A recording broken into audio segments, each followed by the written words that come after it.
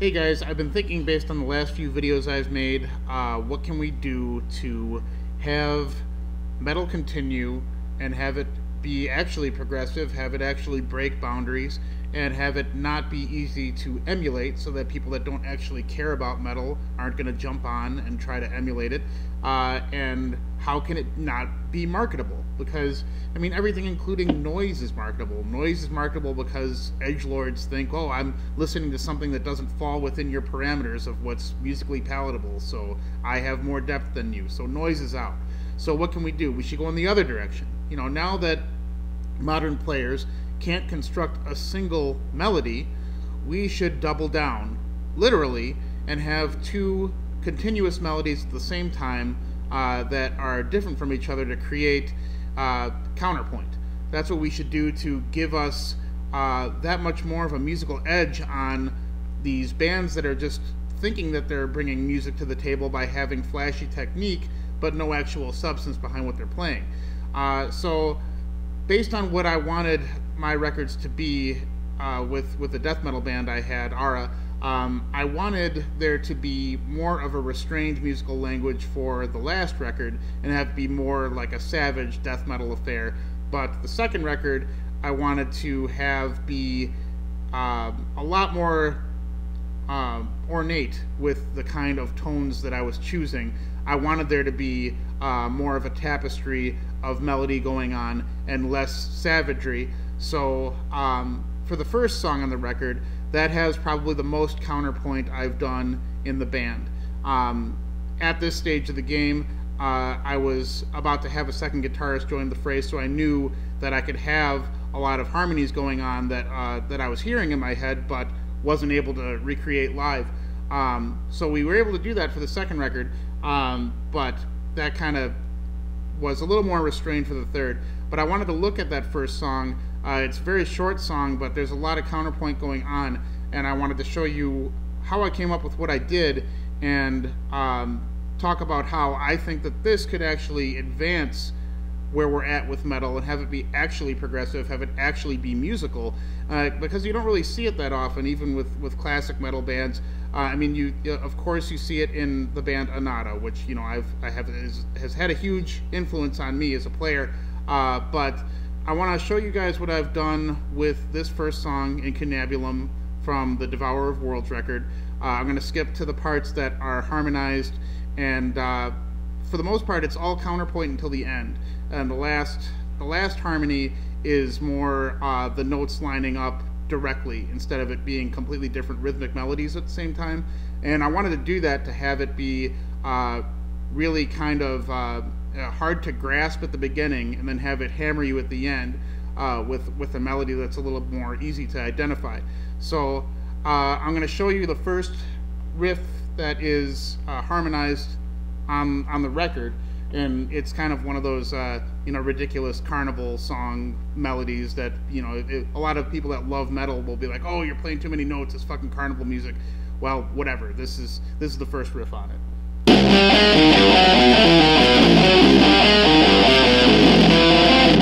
So that's one.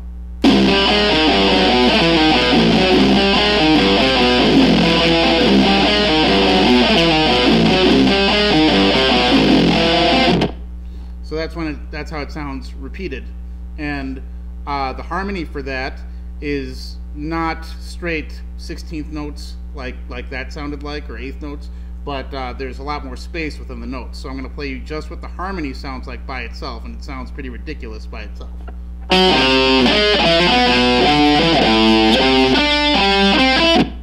I'll play it looped.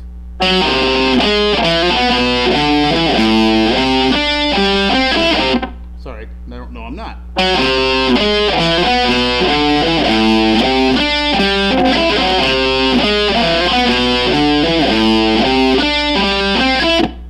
Alright, so I recorded the first segment, so I'm going to show you how that sounds together. I'm not going to play it for the first run, but I'll play it for the second and fourth.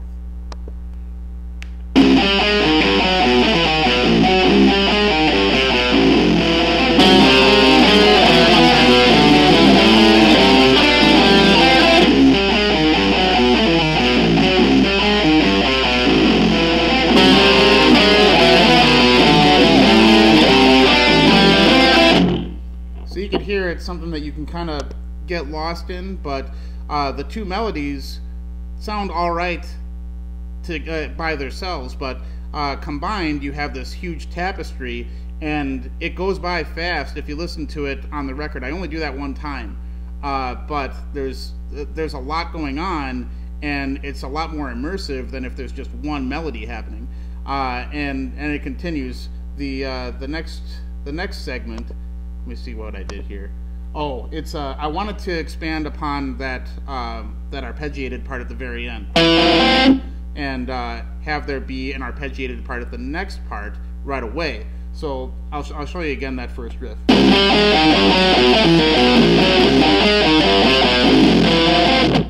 And then the next riff starts like this. So you get that arpeggiated vibe continuing for the next riff to kind of tie the parts together. So I'll show you that one more time.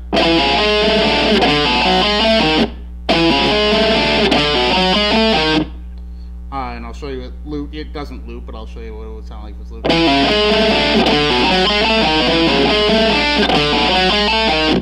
And the harmony for that is, so the notes actually do line up rhythmically at the end. So, but the beginning part leaves a lot more space in between the notes so that arpeggio can ring and the busyness from that first riff can shine through, and it's not just a complete clash.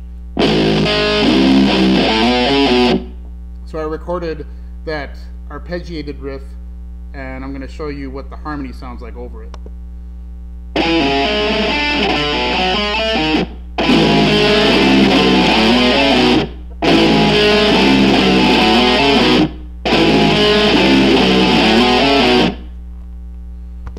So you could hear, you know, the song, I wanted to have it feel like it's kind of at odds with itself. There's moments where the harmonies are not together, and then they come back and intertwine, and then they fall apart, and then they come back together. I wanted it to be a real chaotic opening for the record, and kind of showcase a lot of the musical language I'm going to be distributing throughout the album, but have it all happen in a very busy way in the first 3 minutes, and then show you a sprinkling of these ideas as the album progresses. So the next part I have here is like a cynic sounding double-picked segment leading up to the first kind of break in the song. So this is what it sounds like, just the initial melody by itself.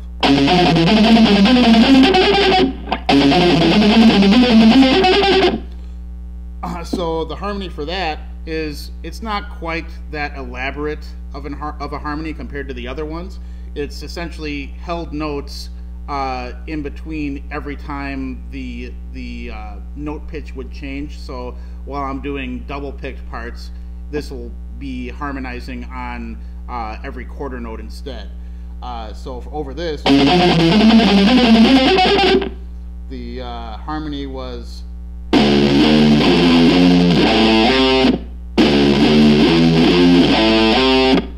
So I'll show you what that sounds like. I think this is the right part here. Sorry, I'm doing this on my computer at the same time. Wrong part. Let's see where I'm at here.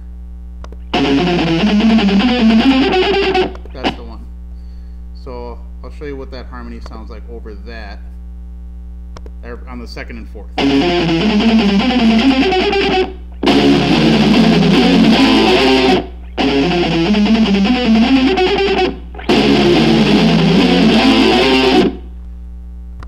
So you could hear it kind of fills it out. It fills out that that bottom range, and it still has not a very typical harmony to it. I could have double picked it, but I wanted to give more space to it and round it out a bit, so it's not quite so chaotic the whole way through. So I'll show you the next part, and this is kind of it leads up to what I want it to be the central theme of the song, essentially. And coming out of that double pick section, it's pretty hard to play, but I'll show you what it sounds like.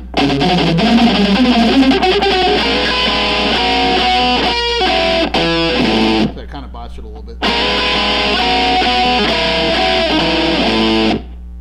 So I'll show you what the harmony for that sounds like, because it's more single notes being held, just to kind of round it out and have it have like more dimensions than just all that high noise coming through. So the harmony over that is, sorry, it's over here. I'll show you how that sounds together on every second and fourth.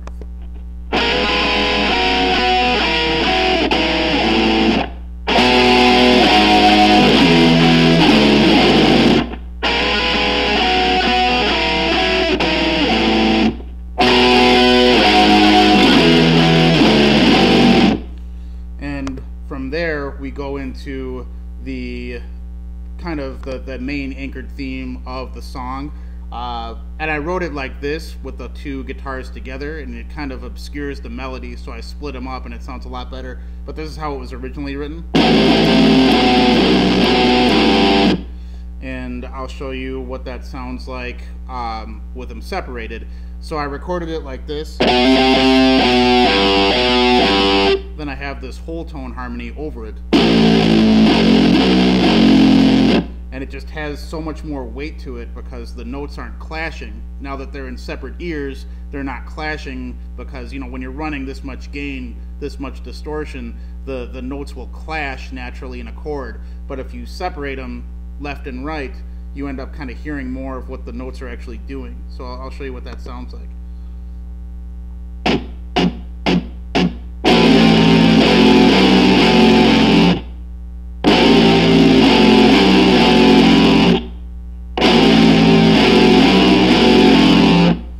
I love that because I love whole tone based harmonies. You know, kind of alien sounding, doesn't really resolve well at all.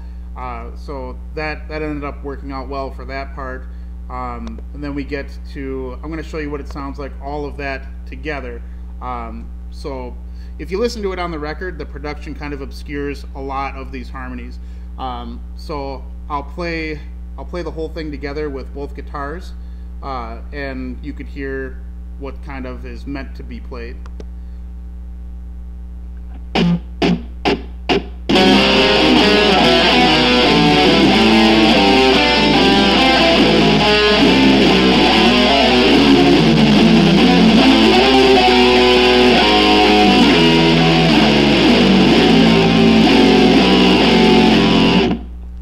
So you can hear it's a lot more developed now. You know, I could have just left that that initial melody by itself and had the bass kind of rounded out, but the bass is doing something separate as well.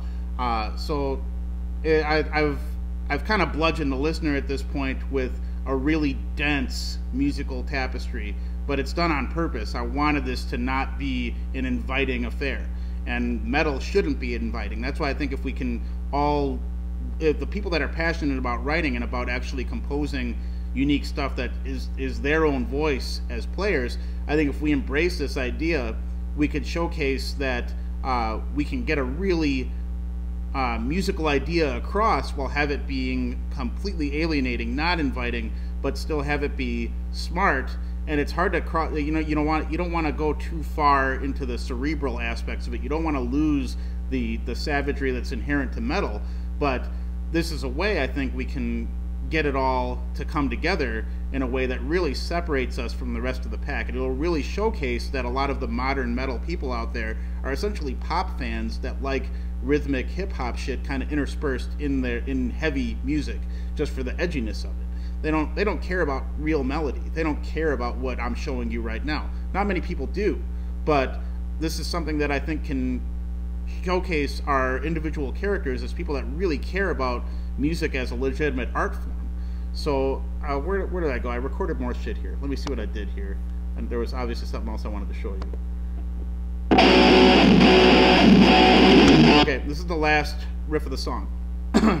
And I wanted the harmony to come together in a way now where it's not counterpoint. And it's still not like your straight 1/3 up harmony that you would hear most death metal bands do. It's still a weird note voicing on top of the other one, but it's definitely more here's your straight 16th note harmony.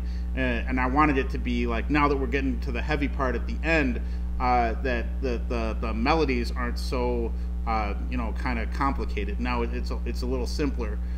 So I'll show you what that sounds like. I can still play it.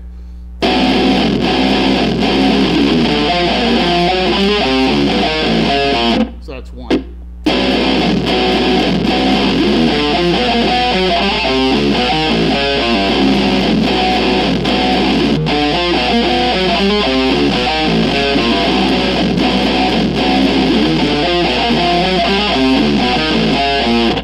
And the harmony for that is a higher pitched one. It's kind of weird sounding because it's like kind of happy.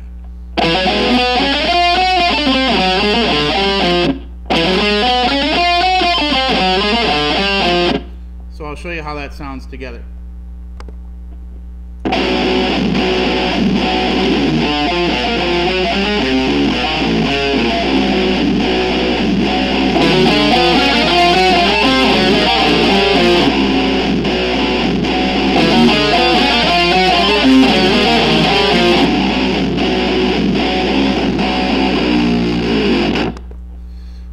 That's it for the harmonies in the song.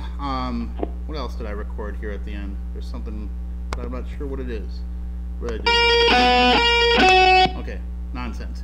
Anyway, that's all the harmonies that I have in this song, and you could hear there's a lot of use of counterpoint here. And when you start getting adventurous with your harmonies, it's going to come a lot more natural. I know that this seems like very random, very odd, but a way to practice doing this is, you know, if you have a series of notes that have one rhythmic value, just extend the rhythm of a few of them, find a root that works over the notes as you're going, and then change it at different rhythmic intervals, and you'll have two completely separate melodies that are harmonizing in a very atypical way, and you'll end up building this musical tapestry like I'm showing you here.